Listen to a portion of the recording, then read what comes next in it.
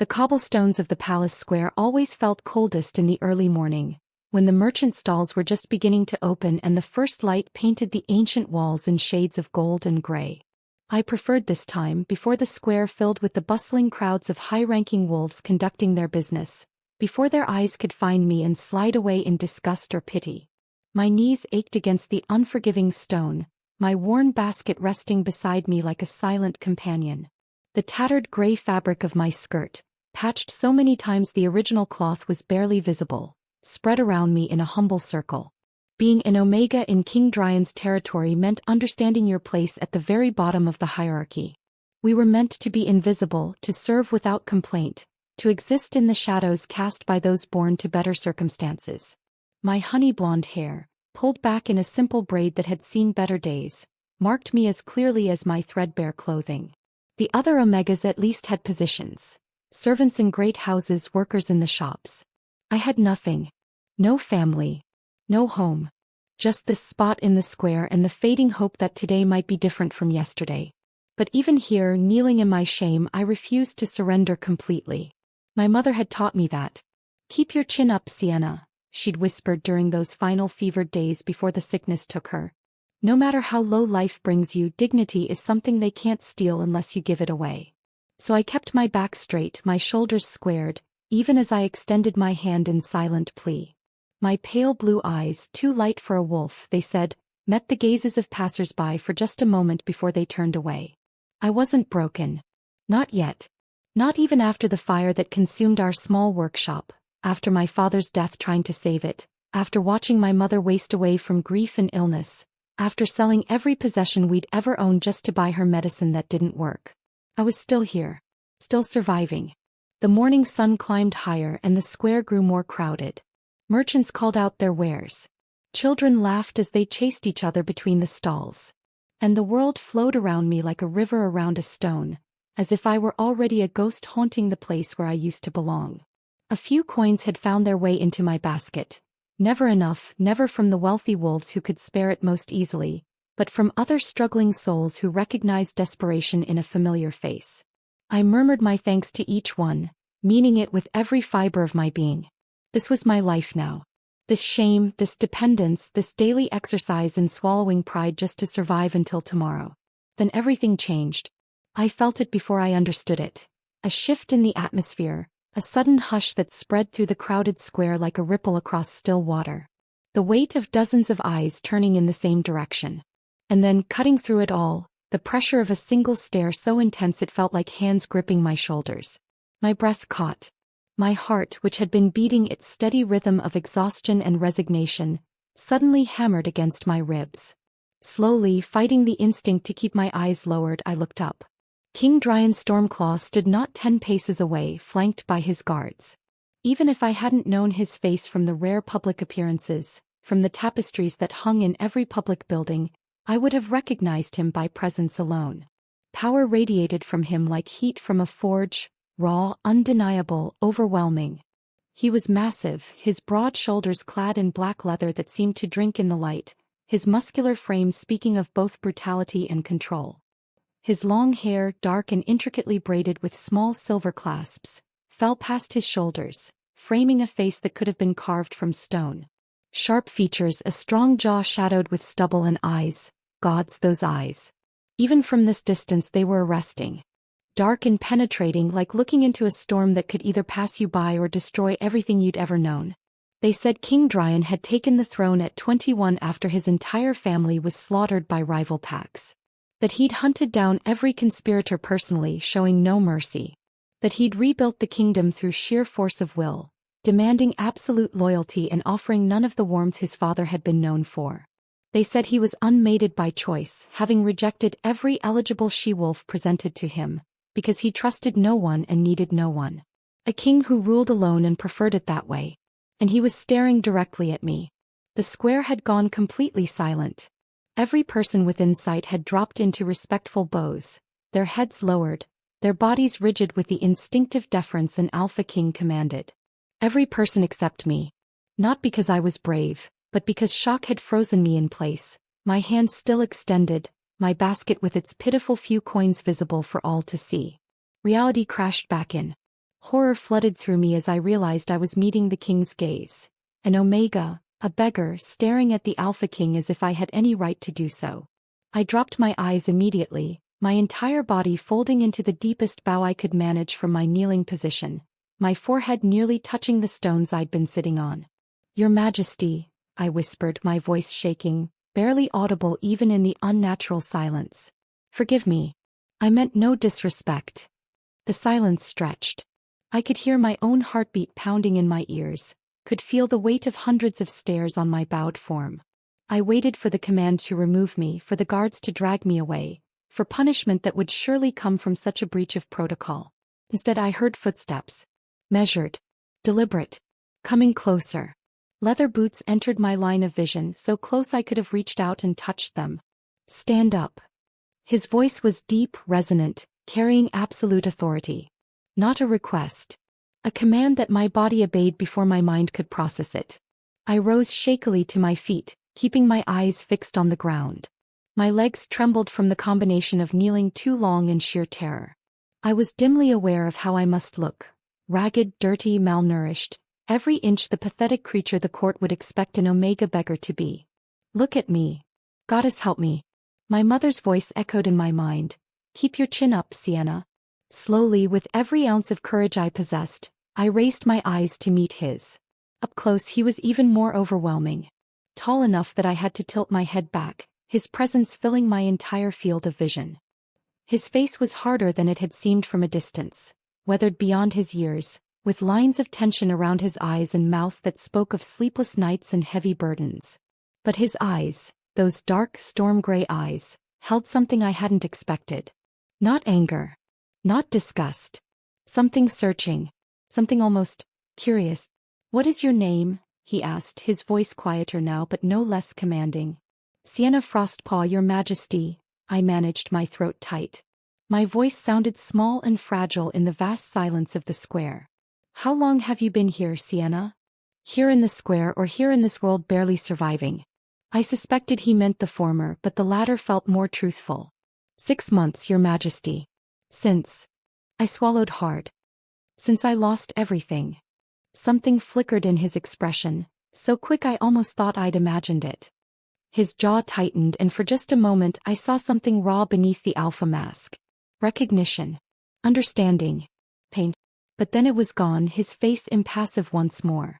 He studied me in a way that made me feel exposed, as if he could see past the tattered clothing and dirt to something underneath. His gaze moved from my face to my still extended hand, to the basket with its few coins, to my straight spine despite my circumstances. The scrutiny should have made me feel smaller. Instead, inexplicably, I felt seen for the first time in months. "You hold yourself differently than others in your position," he said, and it wasn't quite a question, but it invited response. I didn't know what to say. That pride was all I had left? That my mother's final words were the only thing keeping me from complete despair? "My mother taught me that dignity isn't something circumstances can take away, Your Majesty," I said quietly. "Only something we can surrender." The king's eyes narrowed slightly, studying me with renewed intensity. Around us, I could feel the confusion of the watching crowd. This conversation had gone on far too long, far too personally. Kings didn't speak to Omega beggars. They certainly didn't look at them the way Dryan Stormclaw was looking at me now, as if I were a puzzle he was trying to solve. "Do you know why I'm here this morning?" he asked, his voice low enough that only I could hear. I shook my head, not trusting my voice. "I rarely leave the palace before noon," he continued, his eyes never leaving mine. "But I was restless. Couldn't sleep. Sometimes I walk the city at dawn when the nightmares become too loud."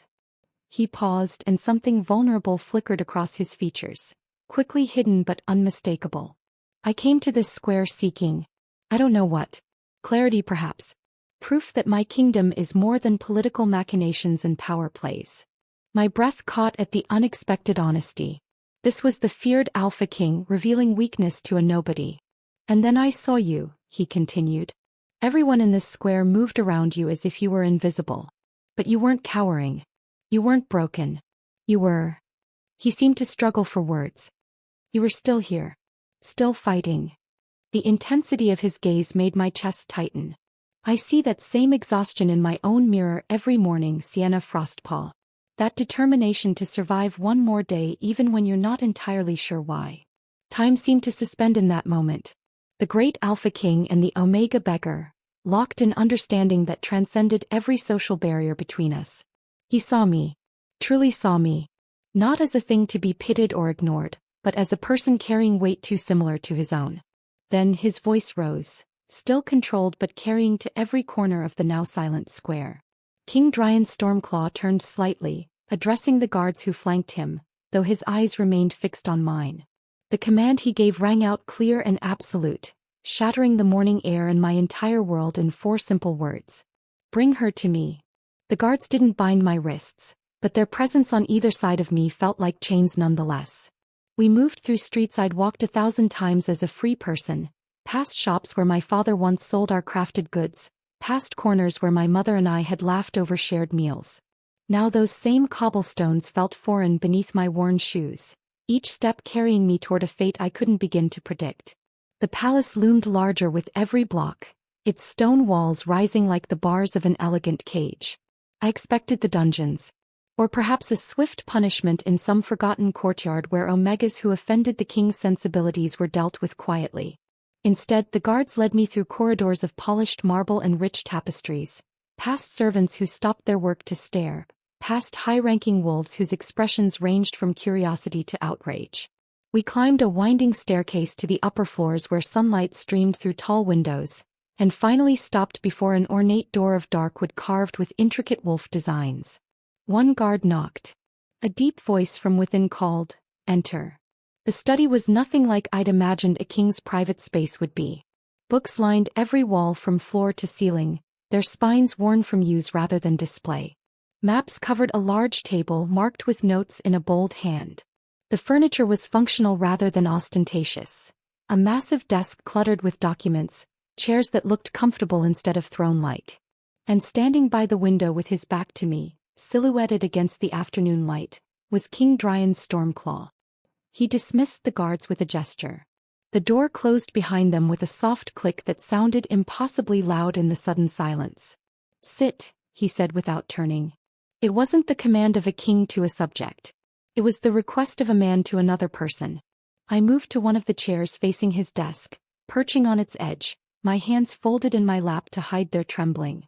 When he finally turned to face me, his expression was unreadable. He moved to the chair behind his desk but didn't sit, instead leaning against it with his arms crossed, studying me with that same intense scrutiny from the square. "Tell me about your family," he said simply. Not an order. An invitation. I swallowed hard, fighting the instinct to give him the abbreviated version, the sanitized story that wouldn't bore or burden him. But something in his eyes told me he would know if I lied or diminished the truth. So I told him everything. About my father's workshop where he crafted furniture that nobles once competed to commission. About my mother's garden that supplied herbs to half the city's healers. About the fire that started in the neighboring building and spread faster than anyone could stop it, consuming our workshop, our home, everything we'd built. About my father running back inside to save the plans for a commission that would have cleared our debts and never coming out. About my mother's slow descent into grief-stricken illness, how she simply gave up eating, sleeping, living. About selling our remaining possessions piece by piece to buy medicine that couldn't cure a broken heart. About the final morning when she'd stroked my hair and told me to keep my chin up, then closed her eyes for the last time. I had nowhere to go, I finished, my voice steady despite the tears I refused to shed. No extended family. No trade skills anyone would pay for. So I went to the square. I told myself it was temporary. That I'd find work, find a way forward. But 6 months passed and every day I felt myself disappearing a little more. Dryan had moved to sit during my story, his elbows on the desk, his hands steepled in front of his face. His eyes never left mine and I saw something shifting in them. Recognition, perhaps. Understanding. When I finished, he was quiet for a long moment. "Everyone who speaks to me has an agenda," he said finally, his voice low. "My advisors want to advance their positions. The nobles want favorable policies. Even my guards choose their words carefully, trying to appear loyal while positioning themselves for promotion." He stood and walked around the desk, leaning against it so he was closer to me but still maintaining proper distance. "But you, in that square, you were asking for help but you weren't broken. Everyone else just gives up or pretends. You were still fighting. I don't understand, Your Majesty, I said carefully. Why does that matter to you? His jaw tightened, and for a moment I thought I'd overstepped. But then he spoke, and his words carried a weariness that seemed to age him years. Because I'm surrounded by people who see only the crown. Who tell me what they think I want to hear. Who fear me or use me but never simply speak to me. He met my eyes. I need someone who has nothing to gain from lying to me. Someone who understands what it means to carry impossible weight. My heart pounded as I began to understand where this was leading. I want to offer you a position, Dryan continued. Not as a servant. As my personal attendant. You would manage my private schedule, maintain my personal spaces, and most importantly, be available when I need honest counsel. He paused, gauging my reaction. You would have your own quarters in the East Wing. Food, clothing, safety. Everything you've been surviving without. It was too much. Too sudden. Too impossible. Why? I demanded, suspicion cutting through desperation. What do you really want from me? Instead of taking offense, Dryan smiled. The first genuine expression I'd seen from him. Honesty, he said simply. Everyone around me wants something and they'll say anything to get it. You have nothing to gain by lying to me. That makes you the most valuable person in this palace.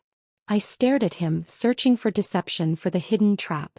But all I saw was a man as exhausted as I was, as lonely as I'd been in that square, offering a lifeline that was as much for him as for me. It was madness. It would cause talk, resentment, perhaps even danger. But the alternative was returning to those cold stones, to slowly disappearing until I became the ghost everyone already thought I was. I accept, I whispered, choosing uncertain hope over certain despair. Something like relief flickered across Dryan's face. Good, he said. He moved back to his desk and pulled a cord, summoning a servant. One more thing, Sienna. I looked up at him. When we're alone like this, call me Dryan. I get enough, Your Majesty, from everyone else. The whispers started before I'd even reached my new quarters. They followed me through the corridors like shadows, sharp and cutting despite their hushed tones. Did you see her clothes? An omega from the streets. What could the king possibly want with someone like that? We all know what she must have done to get his attention. Each word was a small blade, but I kept my chin up and my eyes forward, refusing to give them the satisfaction of seeing me flinch. The East Wing was reserved for the king's personal staff and most trusted advisors. My room, though modest compared to the opulence surrounding it, was a palace compared to anywhere I'd slept in the past 6 months. A real bed with clean linens. A window overlooking the gardens. A wardrobe that would soon hold clothing that wasn't held together by patches and prayers. I stood in the center of it, overwhelmed by the sudden shift from cobblestones to carpets, from hunger to security, and wondered if I'd made a terrible mistake. A sharp knock interrupted my thoughts. The man who entered without waiting for permission was built like a warrior, with steel-gray hair and eyes that assessed me with the efficiency of someone trained to identify threats. Sienna Frostpaw, he said, his voice carrying the rough authority of someone used to being obeyed. I'm Marcus Ironclaw, the king's beta. We need to talk. He didn't sit and neither did I. We faced each other across the small room like adversaries sizing each other up. Your duties are straightforward, Marcus began, his tone all business. You'll manage the king's personal schedule, coordinate with his advisors, maintain his private study and chambers, and respond immediately when he summons you. You answer only to him. Is that clear? I nodded, though the weight of those responsibilities already pressed against my chest. The difficult part isn't the work, Marcus continued, his expression hardening. It's surviving this place. Within an hour, every wolf in this palace knew about you. The high-ranking ones think your presence is an insult to protocol. The other Omegas believe you've somehow cheated your way into favoritism. And the servants. He paused, his jaw tightening. They're already spreading stories about how you managed to catch the king's eye. Heat flushed my cheeks. I know, Marcus cut me off, surprising me. I was there in the square. I saw what happened. But what I know doesn't matter. What they believe does. He moved closer, his voice dropping to something almost paternal. There are wolves in this palace who will see you as a threat. Lady Kale especially.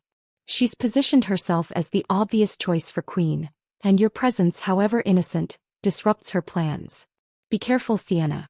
The king can protect you from many things, but court politics is a different battlefield. The warning settled into my bones like winter cold. I'd survived poverty and loss, but I had no experience navigating the treacherous waters of palace intrigue. Why is he doing this? I asked quietly. Why bring me here? Marcus studied me for a long moment, then sighed. Because he's drowning and everyone around him is too busy trying to use him to notice. Maybe he thinks you're different. Maybe he's right. He moved toward the door, then paused.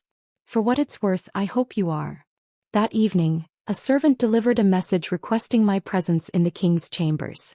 The walk there felt like running a gauntlet. Every face I passed held judgment, curiosity, or barely concealed hostility. The guards outside Dryan's door let me pass without comment, though their expressions spoke volumes. Dryan stood on his balcony, his silhouette dark against the purple and gold sunset. He didn't turn when I entered, and for a moment I wondered if I should announce myself or wait in silence. Close the door, he said finally, his voice carrying clearly despite the distance between us. I obeyed, the soft click seeming to seal us into our own private world. Come here. I crossed the room and stepped onto the balcony beside him. Up close, I could see the tension in his shoulders, the exhaustion carved into the lines around his eyes. Marcus briefed you? He asked. Yes. Then you know what you're walking into. The hostility. The rumors. The danger. He finally looked at me, his storm-gray eyes searching mine. I need you to understand why I'm asking this of you. Tell me, I said simply. He turned back to the view, his hands gripping the balcony railing. I'm tired, Sienna. Tired of being surrounded by people who see only the crown. Who measure every word they speak to me, calculating how it will benefit them. Who fear me or use me but never simply see me. His voice grew rougher. I need someone who doesn't want anything from me except honest conversation. Someone who will tell me the truth even when it's uncomfortable. Someone who will help me remember what it's like to be just a person. The vulnerability in his admission made my chest ache. Here was the most powerful wolf in the kingdom, confessing to the same loneliness that had driven me to my knees in that square. I can do that, I said quietly. But Dryan, I don't know how to navigate this world. I don't know the politics or the protocols. I'm going to make mistakes. Then make them, he said, a ghost of a smile touching his lips. I'd rather have your honest mistakes than anyone else's calculated perfection. He straightened, some of the weariness lifting from his posture. We'll figure this out together. But Sienna, don't let them break you. Don't let them make you into what they expect. That's the only thing I ask. I met his eyes and saw my own determination reflected back at me. We were both fighting to remain ourselves in a world that wanted to reshape us into something more palatable, more controllable. I won't, I promised. Good, he said. Now go rest. Tomorrow the real work begins. The first week passed in a blur of learning routines and deflecting hostility. I managed Dryan's schedule with meticulous care, coordinated with advisors who barely concealed their disdain, and maintained his private spaces with attention to detail born from wanting to prove I deserved to be there. The work itself wasn't difficult.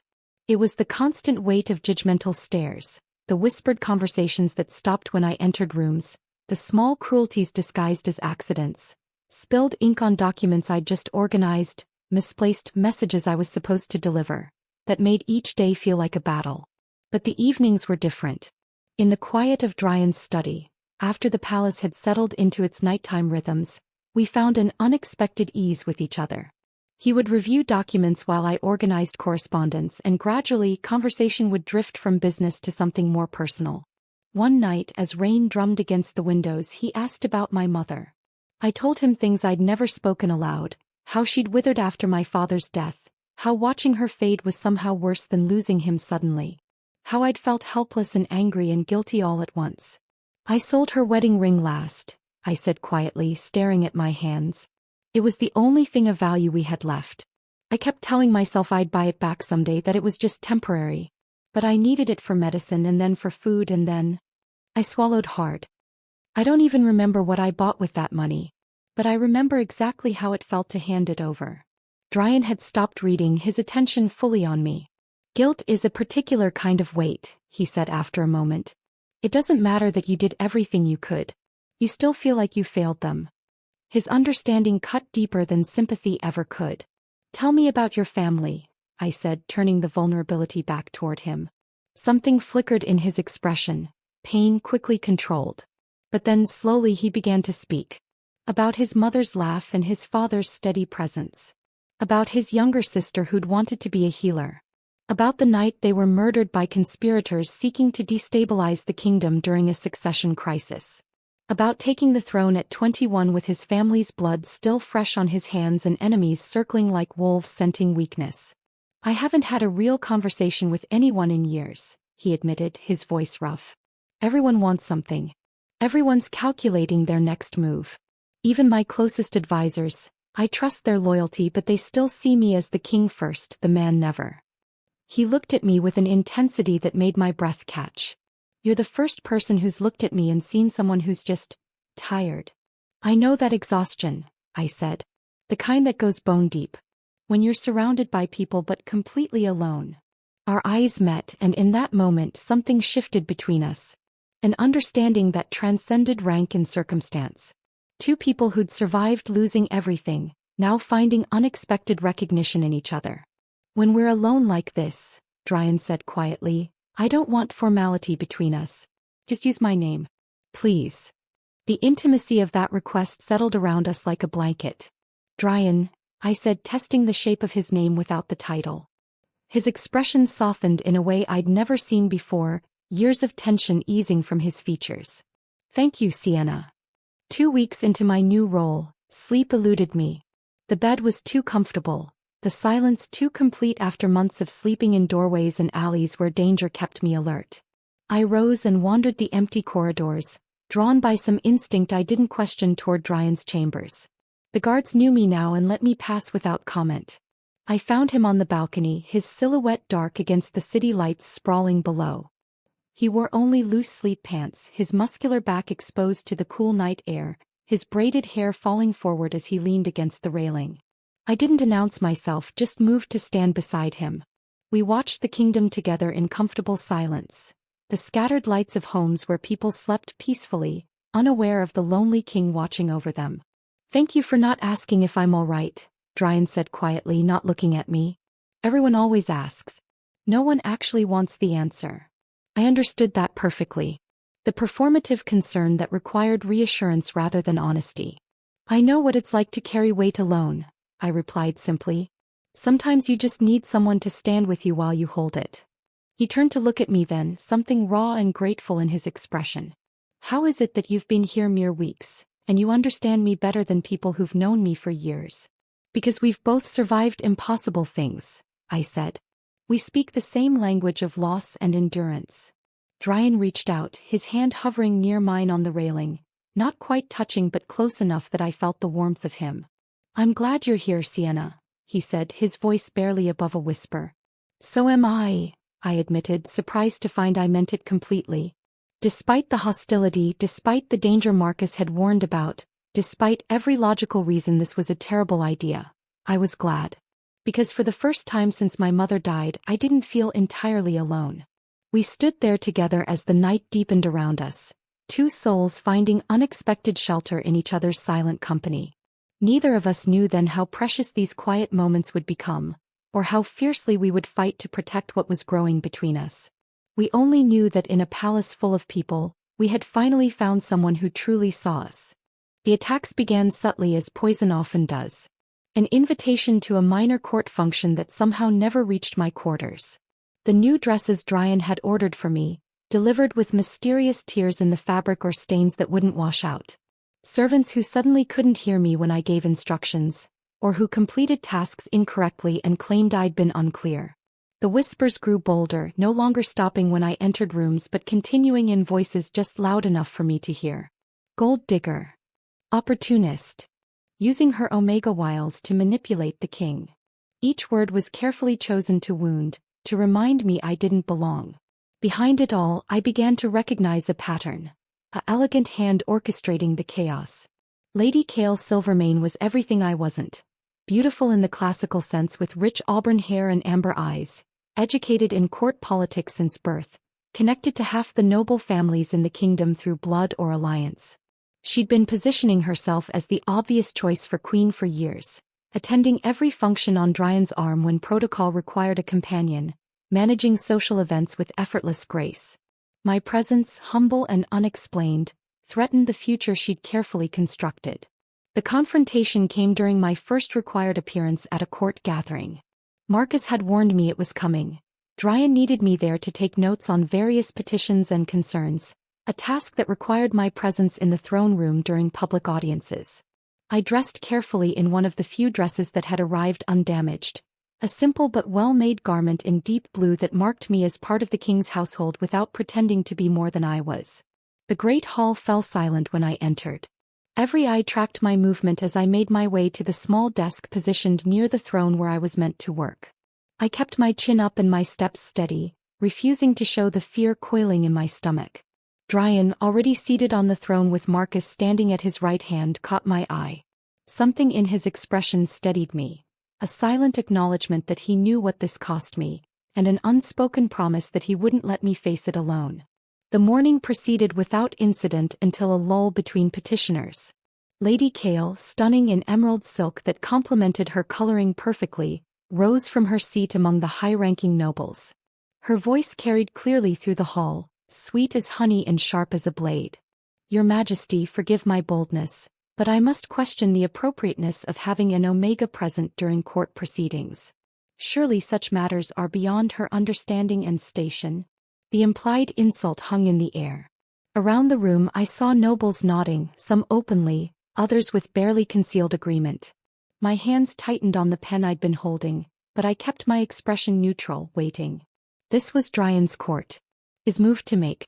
The temperature in the room seemed to drop 10 degrees. Dryan's expression didn't change, but something in his stillness radiated danger. When he spoke, his voice was quiet, controlled, and absolutely terrifying. Sienna Frostpaw serves at my personal command, performing duties I have assigned to her based on my judgment of her capabilities. He paused, his storm-gray eyes sweeping the room before settling on Lady Kale. Anyone who has an issue with her presence is welcome to take it up with me directly. I assure you I'm happy to discuss the matter in detail. The challenge in his voice was unmistakable. Lady Kale's smile never faltered, but color rose in her cheeks. She inclined her head in graceful submission. Of course, Your Majesty. I meant no disrespect. The lie was obvious, but protocol had been satisfied. She returned to her seat and the proceedings continued. But I felt the weight of her hatred like a physical thing, pressing against my back for the remainder of the session. She found me that evening in one of the lesser-used corridors, her timing too perfect to be coincidental. Her ladies-in-waiting flanked her, a show of force designed to intimidate. Up close, her beauty was even more striking, but there was something cold in her amber eyes that no amount of elegance could disguise. Miss Frostpaw, she said, her tone dripping with false courtesy. I feel we got off on the wrong foot this morning. I simply wanted to ensure you understand your position here. She stepped closer, her voice dropping to something more intimate and infinitely more venomous. You're a novelty, little Omega. A distraction from the pressures of ruling. Once the king tires of your simplicity, you'll be right back in that square where he found you. So my advice: don't get too comfortable. Every survival instinct I'd honed on those streets told me to lower my eyes, to submit, to make myself small. But I'd promised Dryan I wouldn't let them break me, wouldn't let them reshape me into what they expected. So instead I met Lady Kale's gaze steadily and let her see the steel-eyed forged in poverty and loss. I've survived worse than palace intrigue, Lady Kale, I said quietly. Starvation. Grief. Watching everyone I loved die. Your disapproval doesn't frighten me. I'm not as fragile as you think. Something flickered in her expression. Surprise perhaps that the Omega had teeth. Then her mask of politeness snapped back into place. We'll see, she said sweetly. The court has ways of dealing with those who overreach. She swept past me, her ladies following, leaving me alone in the corridor with my heart pounding and the certain knowledge that I'd just made a powerful enemy. But I'd also drawn a line. I wouldn't be intimidated. Wouldn't be driven away.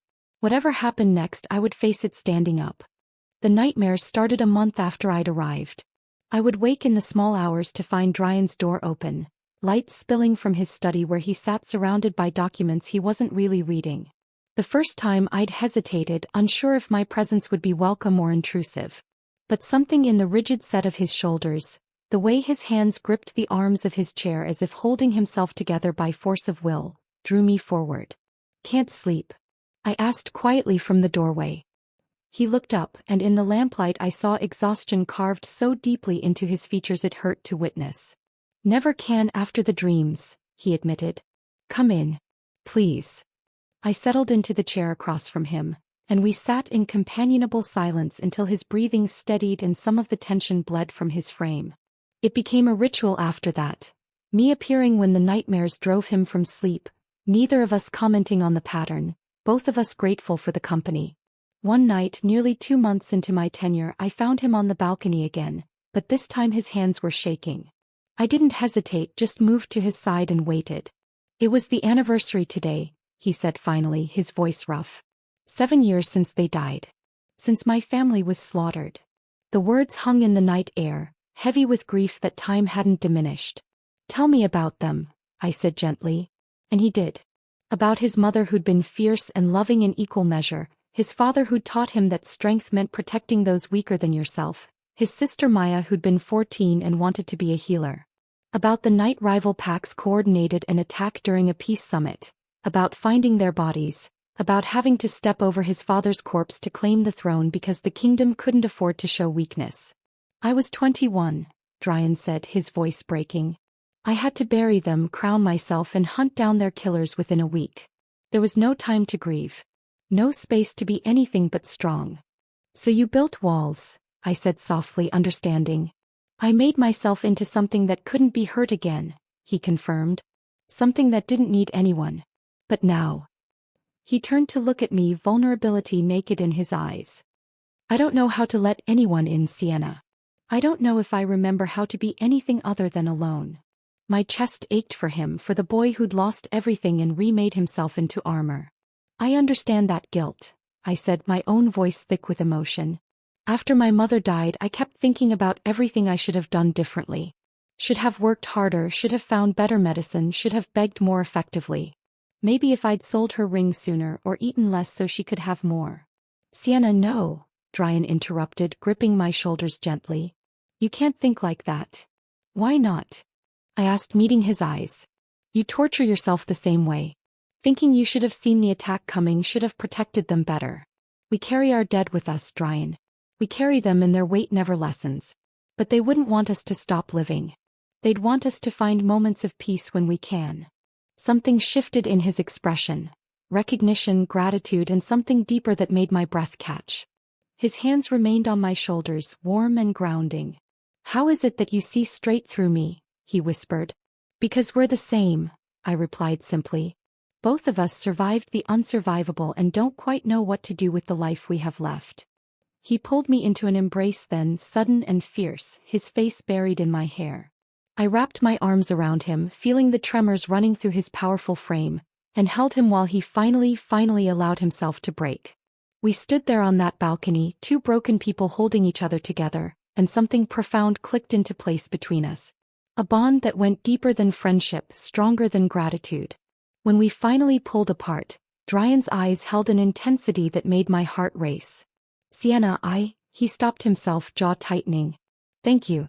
For seeing me. For not running when I show you the damaged parts." "We're all damaged," I said.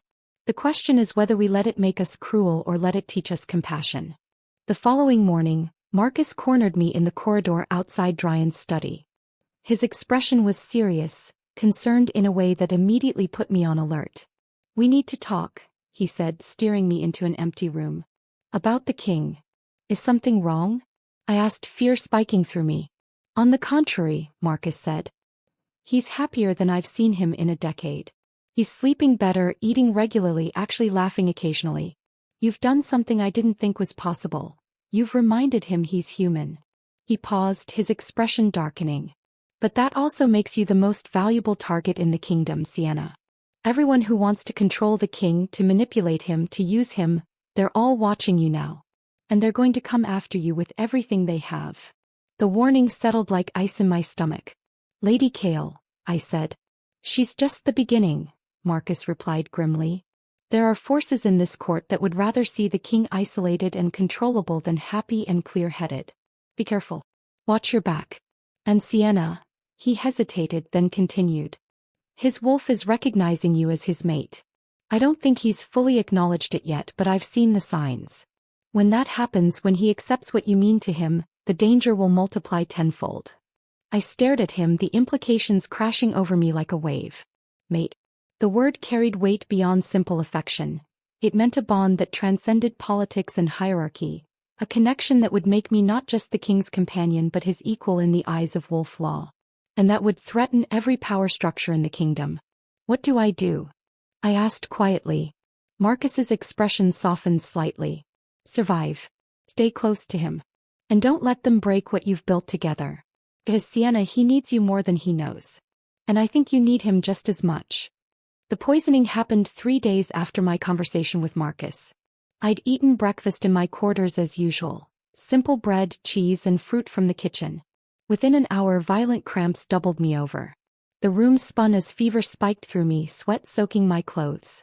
I barely made it to the basin before retching, my body convulsing as it tried to purge whatever poison coursed through me. I don't remember much of the next few days. Fragments only, the healer's worried face, cool cloths on my burning forehead, and Dryan's voice, low and furious, demanding answers. When the fever finally broke and I surfaced into clarity, I found him sitting beside my bed, his chair pulled close, his hand wrapped around mine. He looked terrible, hollow-eyed and unshaven, as if he hadn't slept since I'd fallen ill. Dryan. My voice came out as barely a whisper. His head snapped up, relief flooding his features. Thank the gods, he breathed. Sienna, don't try to move. You're still weak. Questions crowded my mind, but before I could voice them, the door opened. Marcus entered, his expression grim. The investigation is complete, he said. 2 kitchen servants. They confessed under questioning. Lady Kale's coin was found in their quarters. Dryan's hand tightened around mine, his entire body going rigid with fury. Where are they now? In the cells, awaiting your judgment. Exile them, Dryan said, his voice deadly calm. Immediately. Let it be known throughout the palace and the city. Any attack on Sienna Frostpaw will be considered an attack on my person and will be punished accordingly. He turned to face Marcus fully, and I saw something terrifying in his expression. And Marcus? Make sure everyone understands I mean any attack. Social, physical, or otherwise. The proclamation sent shockwaves through the court. Within hours, everyone knew that the king's attachment to the Omega wasn't casual interest or temporary amusement. It was something far deeper and more dangerous. The whispers changed from mockery to speculation to fear. Those who had been orchestrating small cruelties against me suddenly found safer targets for their ambitions. Dryan refused to leave my side during recovery. He worked from my quarters, handling correspondence and meetings from the chair beside my bed. When I protested that he had a kingdom to run, that I wasn't worth this attention, he set down his papers and gripped my hand with fierce intensity. You are worth exactly as much as I say you are, he said, his storm-gray eyes burning into mine. And I say you're worth more than half the wolves in this palace. Don't ever question that again. The raw possessiveness in his voice should have frightened me. Instead, it made something warm unfurl in my chest. The knowledge that someone would fight for me, would protect me, would declare my value to a world that had dismissed me as worthless. When I was strong enough to stand, I sought out Captain Owen of the Guard. Teach me to defend myself, I demanded. The grizzled warrior raised an eyebrow.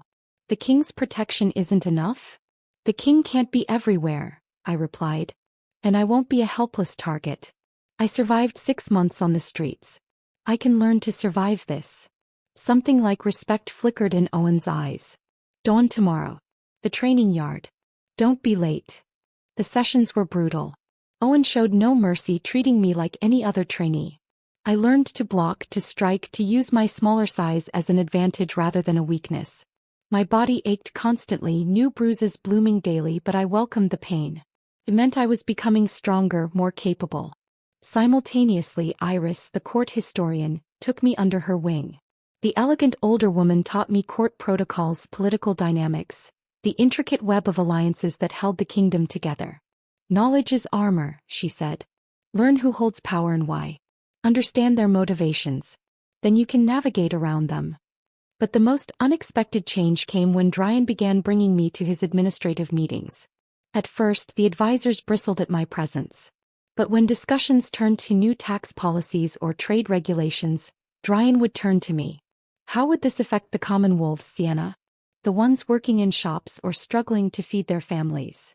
My perspective, born from lived experience rather than theoretical knowledge, proved invaluable.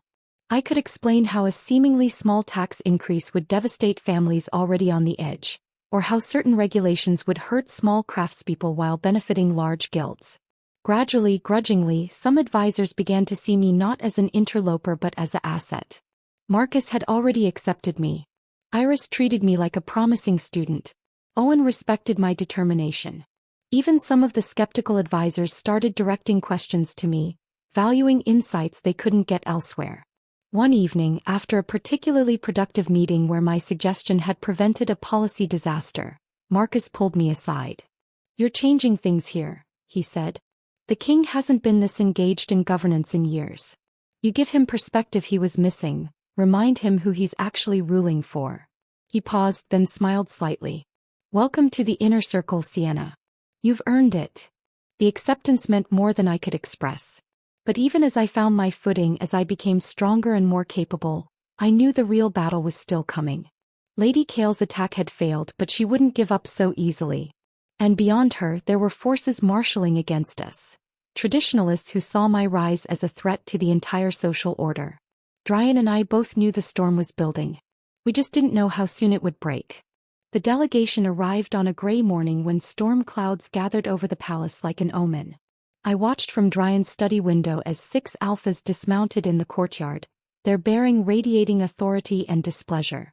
Marcus met them, his expression carefully neutral, and escorted them inside. Within the hour, I was summoned to the throne room along with the entire inner circle. Alpha Theron Blackwater led the delegation, a massive silver-haired wolf whose reputation for traditionalism was legendary. He stood before Dryan's throne with 5 other alpha leaders flanking him, their combined presence designed to intimidate. I took my position beside Marcus, acutely aware of their eyes assessing me with barely concealed contempt. "King Dryan," Theron began, his voice carrying the weight of authority earned over decades.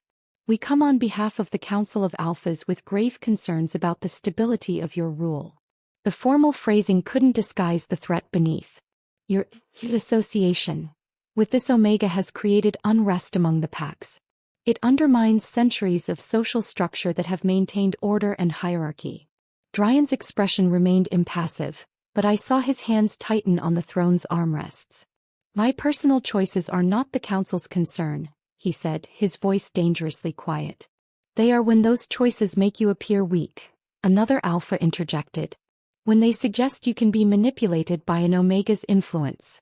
The packs are questioning your judgment, Your Majesty. Your strength. We present you with an ultimatum," Theron continued, pulling a formal document from his coat. "Renounce your association with the Omega and send her away, or face a vote of no confidence. We have the support of 12 major packs. Enough to fracture your alliances and destabilize the kingdom you've worked so hard to unite." The silence that followed was suffocating. I felt the blood drain from my face as the implications crashed over me. They were threatening civil unrest, possible war unless Dryan gave me up. Around the room I saw the advisors' faces ranging from concern to calculation, wondering how their king would respond. "You have 2 weeks to decide," Theron said. "We will convene a formal council gathering to hear your answer. Choose wisely, Your Majesty. The kingdom's stability depends on it." They left with military precision, their message delivered. The moment the doors closed, chaos erupted. Advisors arguing, Marcus swearing, Iris already strategizing. But Dryan just sat on his throne, staring at nothing, his jaw clenched so tight I feared his teeth would crack. That night he came to my quarters instead of summoning me to his. One look at his face told me he'd made a decision that was tearing him apart. "Sienna," he said, his voice rough. Then he pulled me into his arms with desperate intensity, holding me as if I might disappear. "They're going to make me choose. The kingdom or you." "Then you choose the kingdom," I said immediately, though the words felt like knives in my throat. "You have to. Your people need And Sienna? He continued as if I hadn't spoken, pulling back to cup my face in his hands. I choose you. I'll walk away from the crown if I have to. Horror flooded through me. No. Dry no. You can't. This kingdom needs you. You've spent years building stability, preventing the kind of pack warfare that killed your family. You can't throw that away for what? He demanded, his storm-gray eyes fierce. For you. The only person who's made me feel human in 7 years. Who's given me a reason to want to wake up in the morning. His voice broke. What good is a kingdom if I'm so alone I can't breathe? What good is power if I can't use it to protect the one person who matters? Tears streamed down my face. You matter more than me. Your people matter more than my feelings. We both know that. I don't accept that, Dryan said stubbornly. There has to be another way. Marcus appeared in the doorway, his timing suggesting he'd been waiting for this conversation. Then we find it, he said firmly. We have 2 weeks. We use them. What followed was the most intense period of my life. Dryan reached out to progressive allies, alphas who'd been quietly pushing for social reforms, younger pack leaders tired of rigid hierarchies. Iris compiled precedents from pack history where tradition had been successfully challenged. Owen doubled my combat training, determined I'd be able to defend myself if things turned violent. And I buried myself in pack law, studying every precedent, every loophole, every historical example that might help our case. Late one night, alone in Dryan's study, exhaustion finally broke us. He pulled me close, his forehead resting against mine. My wolf knows you're my mate, he whispered. Has known for weeks. Every instinct is screaming at me to complete the bond, to mark you as mine so no one can question it. My breath caught. I'd suspected, had felt the pull between us growing stronger, but hearing him confirm it made everything more real and more impossible. We can't, I said, though it hurt to say it. Not yet. If we complete the bond before the council meeting, they'll claim you're acting under its compulsion. That you're not thinking clearly. I know, he said, anguish in his voice. But Sienna, if I lose you, you won't, I promised, praying I could keep it. We'll fight. Together. And we'll find a way to win. He kissed me then, desperate and tender, pouring everything he couldn't say into that single moment of connection. When we finally pulled apart, both of us were shaking. 2 weeks, Dryan said, his jaw set with determination. We prepare for war. The great hall had never felt so vast or so suffocating. Every seat was filled, every wall lined with witnesses. Alphas in their formal regalia, betas representing their houses, delegates from packs across the kingdom. The air thrummed with tension and anticipation. Hundreds of wolves gathered to watch their king defend the indefensible. I stood beside Dryan's throne in a simple gray dress, the same color I'd worn as a beggar, a deliberate choice that announced I wouldn't pretend to be something I wasn't. My hands were steady at my sides, though my heart hammered against my ribs. Alpha Theron rose from his seat among the council, his silver hair and commanding presence drawing every eye. King Dryan Stormclaw, he began, his voice resonating through the chamber. We gather today to address a matter that threatens the very foundation of our society.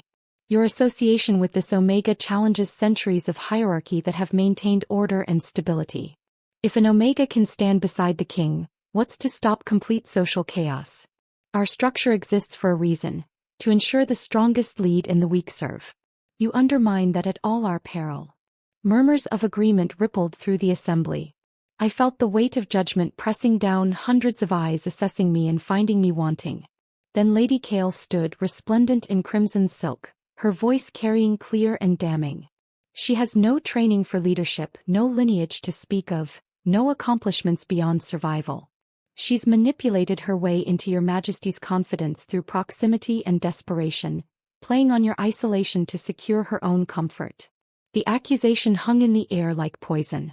I wanted to defend myself, to refute the lies, but this wasn't my moment yet. This was Dryan's trial, his choice to defend or renounce. I kept my chin high and waited. Dryan rose from his throne, and the room fell into absolute silence. His presence commanded attention without effort, raw power and authority radiating from every line of his body. When he spoke, his voice was controlled but carried an edge of steel. You question my judgment. You question her worth. Let me be perfectly clear about both. He descended the steps, moving to stand beside me, a united front. Sienna Frostpaw has improved my governance in ways none of you can comprehend. She provides perspective on how policies affect common wolves, the ones who form the foundation of this kingdom you're so concerned about protecting. Her insights have prevented multiple disasters you'll never know about because they never happened. He turned to face the assembly fully. You measure strength by bloodlines and rank. By who someone's parents were, what title they inherited. I measure it by character.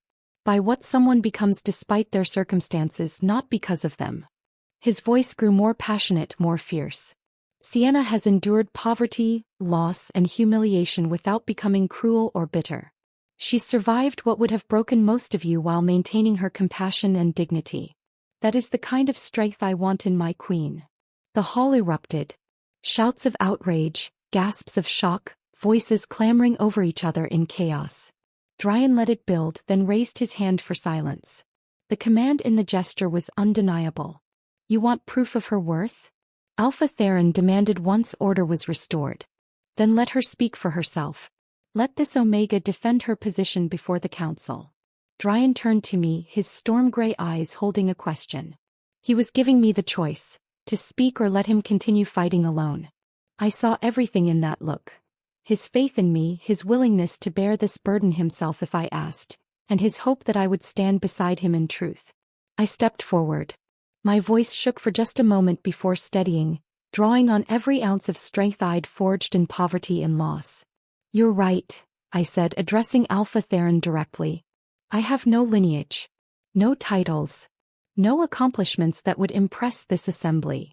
I let my gaze sweep the room, meeting eyes that held contempt, curiosity, and in some cases surprising sympathy. What I have is this. I've lived at the bottom of your hierarchy. I know what it means to be invisible, to be dismissed, to be told your existence doesn't matter. And I survived it. My voice grew stronger. I survived it without losing my compassion. Without becoming the kind of person who looks at someone struggling and turns away. I learned what it means to endure when you have nothing left but will. That's not weakness, that's strength you've never had to test. I turned to Lady Kale, meeting her amber eyes directly. You think I manipulated the king? I didn't need to. He was already starving for something none of you could give him. Someone who saw him as a person, not a tool to advance your own ambitions. Someone who wanted nothing from him except honest companionship. Movement in the crowd caught my attention. An Omega servant, older and weathered, stepped forward from the back. I support the king's choice, she said, her voice trembling but determined. Another joined her, then another. Common pack members, lower-ranking wolves who'd spent their lives invisible, suddenly finding their voices. She speaks for us, one called out. She remembers what it's like to struggle. Marcus stepped forward from his position. I've served King Dryan for 7 years. I've never seen him more clear-headed, more effective, more truly engaged in governance than since Sienna arrived. Iris added her voice. Her contributions to policy have been invaluable. She sees what we miss. Even Owen, gruff and traditional, nodded his agreement. The room had divided, tradition against progress, hierarchy against merit. Alpha Theron looked around at the fracturing support, at wolves of all ranks declaring their allegiance, and something shifted in his expression.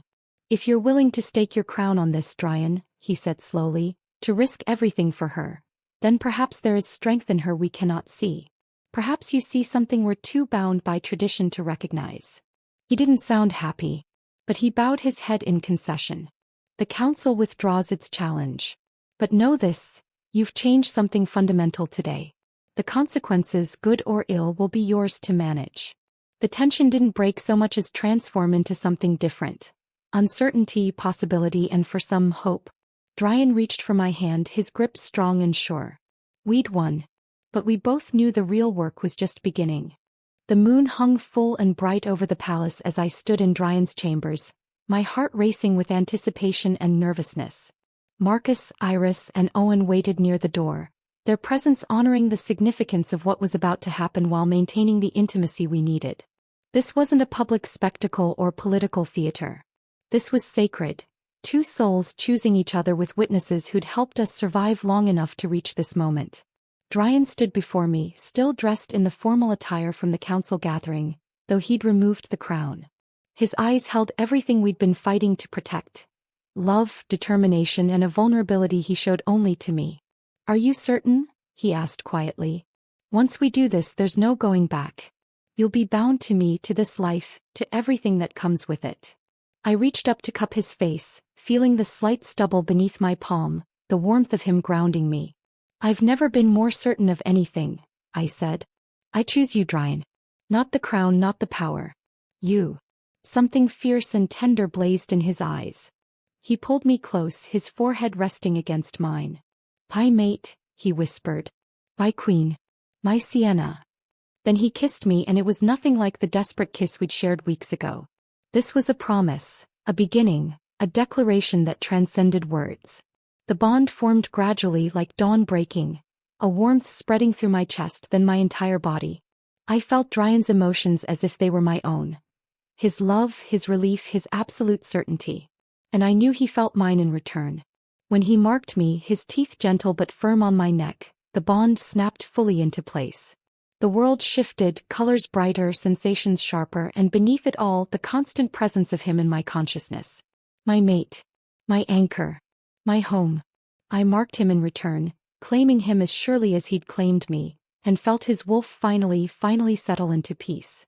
Two broken people made whole, not because we'd fixed each other, but because we'd chosen to be broken together, to build something new from our shattered pieces. When we pulled apart, both of us breathing hard, tears streaming down my face and dampening his eyes, Marcus spoke. "All hail Queen Sienna Frostpaw, mate to King Dryan Stormclaw." Iris and Owen repeated the words, their voices carrying weight and acceptance. We'd done it. Against every obstacle, every tradition, every voice that said it was impossible, we'd won. 6 months later, I stood in the palace square where my life had changed forever. The morning sun painted the cobblestones gold, and the crowd gathered below the palace steps was larger than any I'd seen before. My hand rested on my swollen belly, feeling our child move beneath my palm. A daughter, the healers said, strong and healthy. The queen's crown sat secure on my head, no longer feeling foreign but earned. Dryan stood beside me, his presence as commanding as always, but now I felt his emotions through our bond. Pride, love, and a contentment he'd never thought possible. Together we addressed the crowd. "Today we announce reforms that will reshape opportunity in this kingdom," Dryan declared. "Programs to help struggling families before they fall into poverty. Training initiatives for lower-ranking wolves who've never had access to advancement. A council of common voices to advise on policies that affect their lives." The crowd's reaction was mixed. Some cheered enthusiastically, particularly those who'd lived the struggles we were addressing. Others remained skeptical, arms crossed, faces suspicious of promises from power. But unlike before, they were listening. Change had begun, and though it would be slow and fought every step of the way, it was happening. I spoke then, my voice carrying clear across the square. "I stood in this square 6 months ago with nothing but hope and dignity. This kingdom gave me a chance when I had nothing left to give in return. Now I want to ensure that no one else has to beg just to be seen. That every wolf, regardless of rank or birthright, has the opportunity to prove their worth through their actions and character." As we turned to go inside, I paused, looking at the exact spot where I'd knelt with my empty basket. That desperate girl felt like a lifetime ago, yet she was still part of me, the foundation of everything I'd become. She was never worthless, I thought. She just needed someone to see her value. And now I'll spend my life making sure no one else has to beg to be seen. Dryan's hand found mine, our fingers intertwining naturally. Through the bond, I felt his thought as clearly as my own. We did this together. And we'll face whatever comes next the same way. I looked at him and saw not the isolated, lonely king I'd first met, but a man who'd found peace. He looked at me and saw not the beggar he'd commanded brought to him, but the queen who'd changed everything. His kingdom, his heart, his entire world. We walked into the palace together, ready to face whatever challenges our unconventional bond would bring. Ready to fight for the kingdom we were building. One where strength was measured in character, where worth was earned through action, where even the lowest could rise if given the chance. Together we were stronger than tradition. Stronger than prejudice. Stronger than fear. And our daughter would inherit a kingdom where her mother's past as a beggar wouldn't be a scandal to hide, but a story of hope to inspire. The future was uncertain, the opposition still formidable, But we faced it hand in hand, mate to mate, king and queen united. And that made all the difference.